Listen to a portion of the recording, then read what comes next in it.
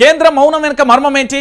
తన పరిధిలోని HCUలో హైదరాబాద్ సెంట్రల్ యూనివర్సిటీలో కాంగ్రెస్ సర్కార్ ధమనకాండ. 20 రోజుల అరాచకం జరిగిన కిమ్ముమనేని మోదీ సర్కార్ అటవీ వన్యప్రాణి ఆర్థిక ఉల్లంఘనకు పాల్పడిన సైలెన్స్. సాక్షాత్తు సుప్రీంకోర్టు సుమోటోగా స్వీకరించినా కూడా గప్చెప్పు. ఇంప్లీడ్ అవ్వాల్సిన చోట నిమ్మకు నీరెత్తినట్టుగా బీజేపీ సర్కార్. చిన్న కేసులలో వాయువేగంతో స్పందిస్తున్న ఈడీ, సిబిఐ. బెంగళూరులో కుక్క, తమిళనాడులో ఇసుక కేసులపై అమిత ఆసక్తి. ఆర్థిక దోపిడీ యత్నాలు జరిగాయని సిఈసి చెప్పిన no action. Hyderabad central university కేంద్ర మానవ వనరుల మంత్రిత్వ శాఖ పరిధిలోని. అటవీ శాఖ కూడా కేంద్ర పర్యావరణ మంత్రిత్వ శాఖ ఆధీనంలోని. అలాంటి HCEలో ఏది హరిత హననంపై కేంద్రం మౌనంగా ఉండిపోయింది.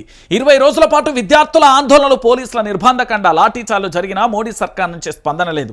తెలంగాణలోని కాంగ్రెస్ అడవులను నరికేస్తూ హర్యానా పర్యటనలో ఒక్క మాటతోనే ప్రధాని సరిపెట్టారు. ఏకంగా దేశ సర్వోన్నత న్యాయస్థానమే సుమోటగా కేసును విచారిస్తున్నా కూడా దాంట్లో ఇప్పటి వరకు కేంద్రం ఇంప్లీడ్ కాలేదు అంటూ కూడా కేటీఆర్ ఆరోపిస్తున్న పరిస్థితి కనబడుతుంది. నేనేమంటున్నానంటే పూర్తి స్థాయిలో కూడా నిన్న ఈడీకి సంబంధించి బెంగళూరులో ఒక పెద్ద మనిషి ఉంటాడు. ఆ పెద్ద మనిషి ఏం చేయటం, మన నిజంగా జనాలు ఎంత గొర్రెల లెక్క వ్యవహరిస్తారంటే కొంతమందిని అంటాను నేను. ఏంది అంటే సోషల్ మీడియాలో హైలైట్ కావాలి, సోషల్ మీడియాలో హైలైట్ కావాలి. ఆడేవాడు పేరేం పేరు ఉండే సీన్గాడు అగోరి అన్న ఇంటర్వ్యూ ఉంటుంది చూడరు మీరు. ఎట్లున్నది కొత్త జీవితం అని నేను చెప్తా. ఉన్నదా బయట? నేను మళ్ళీ అప్లోడ్ చేపిస్తాను. ఇప్పుడు నేను వాని చరిత్ర అంతా నాకు తెలుసు. సరే ఇక వాని కథ ఏంది, వాళ్ళ అచ్చనమేంది మనకేంది కానీ సపరేట్గా వదిలేసిన. వాడు ఉజ్జయిని కాడ ఎట్టుంటాడు, దాంతోపాటు కేదార్నాథ్లు ఏం చేస్తాడు, కాశీలు ఏం చేస్తాడు, వాని కథ ఏంది, వాళ్ళ లక్షణం ఏంది, ఎవ్వరం ఏంది మొత్తం తెలుసు మనకు.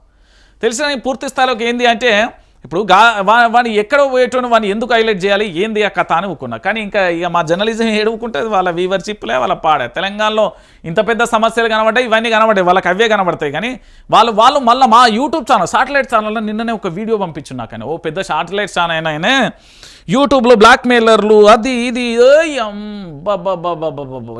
ఇది మన పేరు గిరీష్ మీద దాడి జరిగిన తర్వాత ఆ ఛానల్ అయినా పోయి బ్రేకింగ్ ప్లేట్లు వేసి తర్వాత అది వెనక మొత్తం వార్తలే చేంజ్ చేసిండట. అయితే నేను ఆ వీడియో కాస్త నా దగ్గరికి వచ్చింది. అసలే మనం ఎట్టుంటుంది, నిప్పు మీద అగ్గెత్తే ఎట్లు బడబడం అంటుందో మనం అట్లా మండిస్తాం, మంట పెడతాం, మళ్ళీ దాంట్లో దహనం కూడా చేస్తాం. మనకు 3 అలవాట్లు ఉన్నాయి.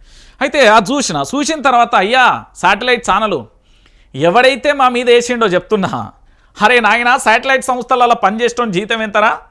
తిప్పి కొడితే 30,000 40,000 దాటుతుంది. మరి మీకు లగ్జరీ కార్లు ఎట్లా వస్తాయి, లగ్జరీ విల్లాలు ఎట్లా వస్తాయి, మీ కొడుకులు బిడ్డలు యూఎస్లోకి ఎట్లా పోతారు, మీకు ఆస్తులు తాతలే ముత్తాతల ఆస్తులు ఏడం నుంచి వచ్చినాయి, ఉన్నాయి అసలు లేవు. చాలా మంది చరిత్ర ఉంది. ఒకప్పుడు ఇదే శాటిలైట్లలో పనిచేసేటోళ్ళ వాళ్ళ జీతాలు ఏంది, వాళ్ళ బతుకులేంది. నేను అంటున్నా డైరెక్ట్, అందరిని అనట్లేదు, కొందరినే అంటున్నా. ఎవడైతే మమ్మల్ని విమర్శిస్తాడో ఆయనకే చెప్తున్నా. అరే బాబు, నువ్వు ఏ ఫ్లైట్లలో ఏ ఢిల్లీలో పోతావో, నీ కొడుకు బిడ్డలను కలవడానికి ఏడికి పోతావో, నీ కథ ఏందో, నీ స్పెషల్ ఫ్లైట్లు ఏందో, నీ ఛానల్ ఏందో, ఏ ప్రభుత్వం వచ్చిన తర్వాత ఎట్లా పోతావో, ఏడబోతావో, నీ గొర్రె బతుకు అంతా నా దగ్గర ఉన్నది. ఏమో తమాషాలు చెప్తున్నావు. యూట్యూబ్ కాదు ఇది, డిజిటల్ మీడియా. మా వల్లనే ప్రభుత్వం. మీ ఛానల్ ఎవడు చూస్తాడో అంత శోభనం అయ్యిందా, మంచిగా ఉన్నారా, నీకు నచ్చిందా, గివి గొర్రెల ఛానళ్ళ కథ. మాది అట్లా కాదు కదా. అక్కడ తల్లడిల్లిపోతున్న ప్రాణానికి ఊపిరి పోసే అందుకు ఆక్సిజన్ లెక్క మేము పనిచేస్తాం. వాళ్ళు అడ్డమైన సోది తీసుకొస్తారు. నేను చెప్తున్నా, ఈ బేకార్స్ న్యూస్ చూడకుర్రి అని చెప్తున్నా. అందుకే వైఆర్టీవీ చూడమని చెప్తా.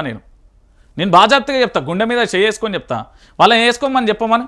ఎవరో స్క్రిప్ట్ రాస్తారు, ఎవరో యాంకర్ పార్ట్ చేస్తారు, ఎవరో దాన్ని ఎడిట్ చేస్తారు, ఎవరో దాన్ని ప్లే చేస్తారు. ఇక్కడ మొత్తం మనదే, రాతకా నుండి ఎండింగ్ వరకు. నేను చెప్తున్నా కదా.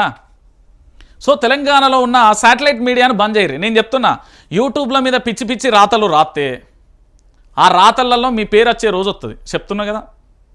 ఇక్కడ డిజిటల్ ప్లాట్ఫామ్. నా దగ్గర 700 యూట్యూబ్ ఛానళ్ళు ఉన్నాయి. మా డిజిటల్ సామ్రాజ్యం ఇది. 700 యూట్యూబ్ ఛానళ్ళు.